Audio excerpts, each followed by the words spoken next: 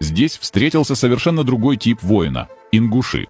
Это уже настоящие бойцы, привыкшие к оружию с детских лет, а не те трусливые и подчас малообученные, неорганизованные и распущенные красноармейцы, с которыми казаками приходилось иметь дело до сих пор. Прекрасно вооруженные, обильно снабженные боевыми припасами, отнятыми у русских солдат во время повального бегства их с турецкого фронта, ингуши почувствовали себя господами положения. Разграбив и выселив из нескольких станиц и Старской, Слепцовской и других терских казаков, ингуши стали теперь перед фактом достойного возмездия. Кроме того, обманываемые большевистскими вождями, они имели ложное представление о надвигающейся на них опасности. Таким образом, славная дивизия генерала Шкура встретила в лице ингушей в высшей степени стойкого и упорного противника.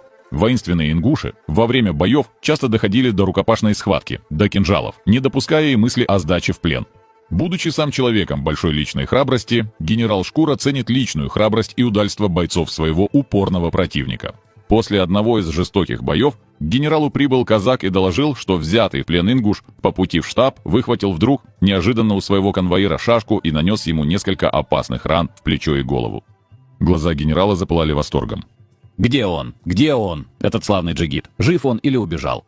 Но когда казак доложил, что остальные два конвоира прикололи горячего горца, генерал, видимо, огорчился и сказал: «Жаль, а я бы простил его. Я бы ему сказал: иди, джигит, на все 4 стороны, потому что ты не подставлял свою шею, как баран, а поступил как настоящий воин.